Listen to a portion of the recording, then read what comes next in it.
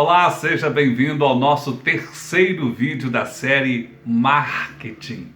Nós estamos aqui ensinando para você a respeito dos aspectos históricos de marketing, como surgiu, por que é importante, e também tratando a respeito das grandes filosofias ou os grandes centros de estudos, ou os focos de estudos que moldaram todo o ferramental de marketing.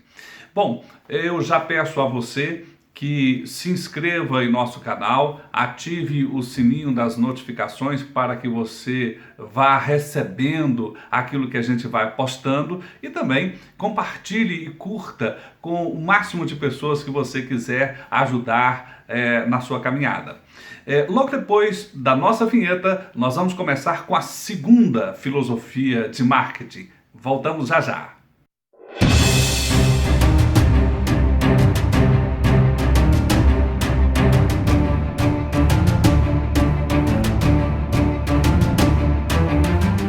Olá, vamos então começar esta terceira, digamos, aula ou terceiro vídeo sobre o que é marketing e como isso pode ajudar na sua empresa, na sua vida também, em alavancar os seus negócios. É um assunto muito importante, é um assunto muito instigante, mas que também tocou e influenciou gerações, milhões de pessoas ao redor do mundo. Como eu estava dizendo no primeiro vídeo, marketing é uma filosofia, uma maneira de pensar em que você raciocina sobre o que é certo a se fazer para se ganhar mercado, se ganhar dinheiro, atender o cliente. Essa filosofia, essa maneira de pensar que todas as pessoas da sua organização, aqueles que estão ao seu redor trabalhando com você, deveriam ter, se preocupar com o cliente.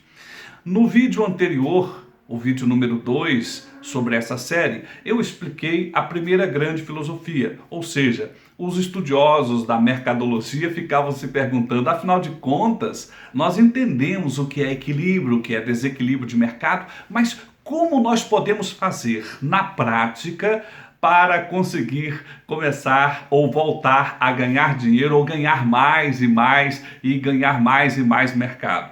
Eu expliquei para você que assistiu o vídeo número 2 que a primeira grande filosofia era o foco nas vendas e expliquei uma série de detalhes a respeito disso. Neste terceiro vídeo eu vou falar sobre a segunda grande filosofia. Como eu estava explicando desde o começo, as filosofias vão surgindo de acordo com as realidades de mercado que os estudiosos foram identificando. Na primeira grande realidade, o que se identificou era que as empresas nem mesmo força de vendas tinham, ou se tinham, elas não se preocupavam com os clientes. Então, esse foco em estudar vendas, fazer vendas melhores, fazer vendas mais volumosas, foi de fato o primeiro grande busca, o primeiro foco daquilo que se passou a ser conhecido como ferramental de marketing. Mas ali por volta dos anos 60, começo dos anos 70, começou-se a se verificar que essa situação já não mais valia. É isso, né? Como se você começa a dizer assim, olha, eu estou tomando remédio para a dor que eu sinto, não é? E aí, de repente, o remédio funciona. Que bom, eu tomo mais e mais e mais e a coisa parece que funciona.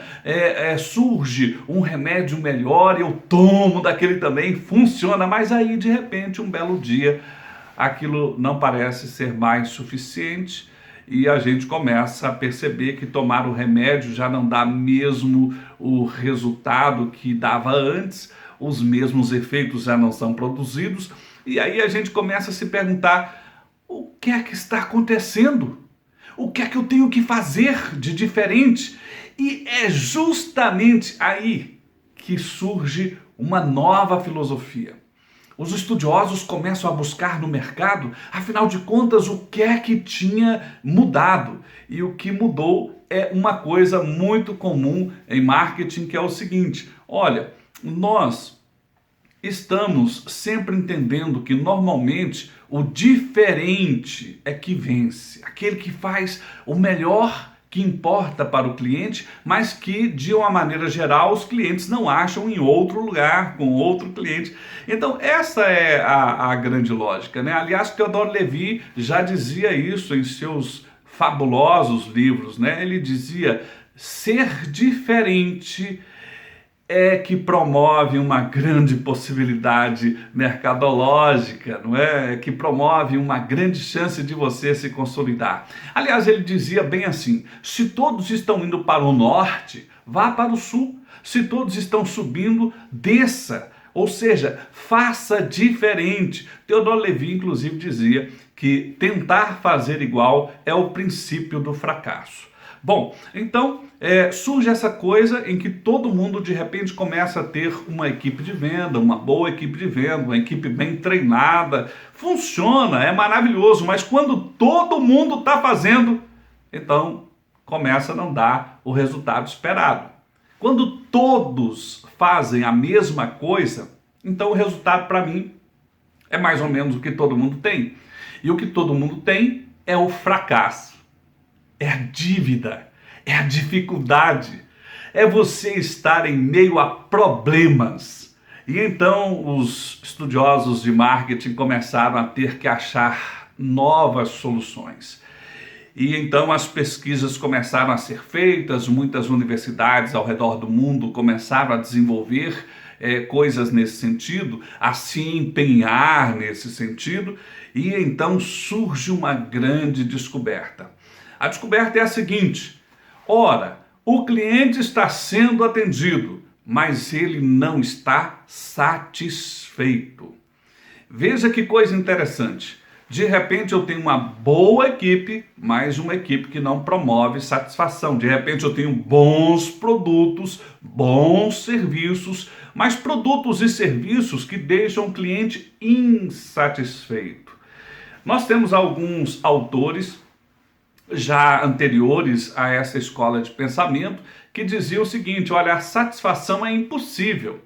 Herzberg dizia isso com clareza. O máximo que nós podemos fazer é fazer o cliente ficar menos insatisfeito. Aquele que conseguir fazer o cliente ficar menos insatisfeito, então este vencerá. Esta é a grande lógica. Nós começamos a ter alguns estudiosos, como Skinner, que começou a analisar o comportamento do consumidor e o quanto ele percebia de qualidade. E de repente a gente começa a ver pessoas como John McCarthy dizendo: olha, o que importa não é a qualidade, mas é a qualidade percebida. Aquilo que o cliente percebe e diz: isto é bom, isto me satisfaz. Al Ries, inclusive, dizia o seguinte: mais importante do que ser é parecer ser. Quando o cliente começa a achar que o seu produto, que o seu serviço é que é o melhor, ou seja, que mais o satisfaz, então é este aí que vai vencer. Entendeu? Logo, nós começamos a ter um grande boom de pesquisas, de empresas, de pessoas buscando entender o que é que causa satisfação ou, no seu inverso, o que é que faz com que a pessoa, os nossos clientes em potencial, sejam menos insatisfeitos comigo do que com o meu concorrente. Porque quando ele está insatisfeito com o concorrente mais do que está comigo, com a minha empresa, então ele tende a fazer negócios com a nossa organização. E de repente este assunto começa a ser o grande assunto em quem fazia mercadologia: satisfação do cliente. De repente começam a surgir muitos conteúdos, muitas ferramentas que buscam exatamente identificar e também vigiar e ainda tentar melhorar a satisfação do cliente. Nós temos alguns estudiosos, inclusive, que começaram a afirmar que era muito difícil a gente criar uma régua que pudesse saber o quanto o cliente estava insatisfeito. E aí surge um estudioso chamado Likert, e Likert basicamente propõe uma régua. Quando você for perguntar ao seu cliente qual é o nível de satisfação, pergunte a ele: eu estou muito insatisfeito, eu estou insatisfeito, medianamente insatisfeito ou satisfeito, ou seja, meio termo, eu estou mais ou menos satisfeito ou eu estou muito satisfeito. Essa foi a primeira proposição de Likert e ficou absurdamente famosa, porque resolveu um problema grande da régua da satisfação. E aí, de repente, a gente começa a ver muitas pesquisas que identificam exatamente isso. Aquelas empresas que promovem menos insatisfação, ou seja, estão mais próximas de satisfazer os seus clientes, são as empresas que vendem em maior volume, que vendem com um preço maior, portanto tem a magia, o encantamento do mercado, portanto são mais bem-sucedidas. Esta é a lógica dessa grande filosofia. Um pouco mais adiante descobriu-se que a escala Likert ela poderia ser desmembrada em diversos níveis e tipologias, e hoje a mais usada é a escala de 11 pontos, entre 0 e 10. E aí, de repente, a gente começa a ver que exatamente é isso que nós precisamos provocar nos clientes, né? Nós precisamos ter clientes que sejam atendidos pelos nossos vendedores, melhores vendedores, se possível produtos e serviços que os satisfaçam mais e de repente ver se o processo da empresa, ou seja, muita gente acha que marketing é propaganda ou é só venda e propaganda, não. O processo, o passo a passo, como as pessoas falam, quando falam, o que oferecem, isto é marketing. Uma simples emissão de nota fiscal que seja rápida quando o cliente tem pressa é fazer marketing, olhar para o processo e de repente olhar para a satisfação tem tudo a ver com gestão. Tem tudo a ver com você moldar a empresa para aquilo que o mercado quer ou necessita e acha que quer e necessita. As pesquisas começaram a girar nisso. De fato, hoje nós sabemos que uma empresa que tem um nível de insatisfação mais ou menos de 25% ou superior é uma empresa que já está caminhando para deixar de existir. Níveis de satisfação que estão aproximadamente em 90% são níveis de satisfação de empresas que estão começando a tomar o mercado. Nível de satisfação de 95% são de empresas que estão dominando o mercado, fazendo negócios melhores, negócios maiores, negócios que vibram e dão resultado e prosperidade. É claro que esta grande vertente do que seria mercadologia também chegou ao seu fim. Ela tem alguns princípios mais modernos, mais recentes, de alguns poucos anos, tem. Nós temos, por exemplo, os estudos de Parasuraman, que são fantásticos nesse sentido. No entanto, é basicamente uma contribuição da segunda grande escola, ou segunda grande filosofia do ferramental de marketing.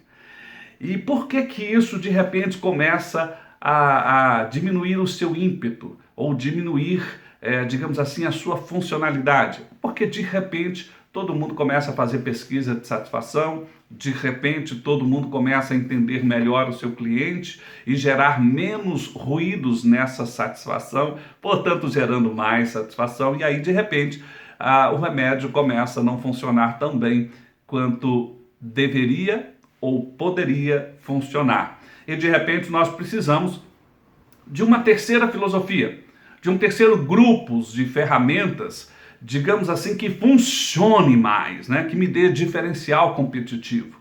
E nós vamos explicar isso para você no quarto vídeo da série O que é Marketing e como isso pode servir para a sua vida empreendedora e também para a sua vida pessoal. Se prepare, vá já anotando e também preste bastante atenção no conselho que eu vou te dar. De repente, você ainda não está no segundo nível das filosofias. Hoje existem pelo menos 5 grandes filosofias mapeadas, eu vou mostrar uma por uma, mas de repente na sua realidade você ainda está lá na sua força de vendas e ainda não está verificando a satisfação dos clientes e as tipologias de satisfação. E aí, o que é que você deveria fazer? Tentar fazer a quinta filosofia? Não, meu amigo. Faça o seguinte, foque na segunda. Isso é como se fosse uma escada, não é? Você está querendo o sucesso, mas tem que saber em que ponto da escada você está, em que degrau você está. Se você ainda está no primeiro, você agora não deve saltar para o quinto. Faça o segundo. Mas, se você já fez o segundo, se prepare. Em breve sai o nosso próximo vídeo sobre o terceiro degrau. Grande abraço.